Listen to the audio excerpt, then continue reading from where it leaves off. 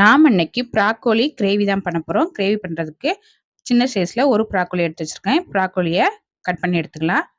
இப்போ ப்ராக்கோலியை கட் பண்ணி எடுத்து வச்சுருக்கேன். ஒரு பாத்திரத்தில் சுடுதண்ணி எடுத்து வச்சுருக்கேன். இப்போ கட் பண்ண ப்ராக்கோலியை சுடுதண்ணியில் ஒரு 3 நிமிஷத்துக்கு போட்டு தனியாக எடுத்து வச்சிடலாம். இப்போ அடுப்பில் கடாய் வச்சு ஒரு 3 ஸ்பூன் அளவுக்கு ஆயில் விட்டுருக்கேன். ஆயில் சூடானது ஒரு பெரிய வெங்காயத்தை பொடியாக கட் பண்ணி போட்டு வதக்கி விட்டுடலாம். வெங்காயம் நல்லா வதங்கினதும் ஒரு ஸ்பூன் அளவுக்கு இஞ்சி பூண்டு பேஸ்ட் சேர்த்து இஞ்சி பூண்டோட பச்சை வாடை போகிற வரைக்கும் நல்லா வதக்கி விட்டுடலாம்.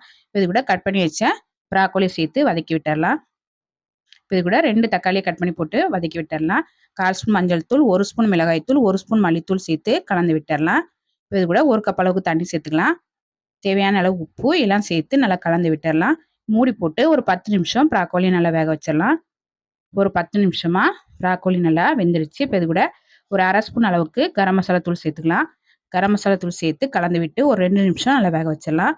இப்போ ஒரு 2 நிமிஷமா நல்லா வெந்து ரொம்ப டேஸ்டான ப்ராக்கோலி கிரேவி ரெடி ஆயிடுச்சு. இப்போ அடுப்பு ஆஃப் பண்ணிட்டு கடைசியாக கொஞ்சமாக மல்லி இலை சேர்த்து கலந்துட்டு இறக்குனா டேஸ்டான ப்ராக்கோலி கிரேவி ரெடி. ட்ரை பண்ணி பாருங்கள்.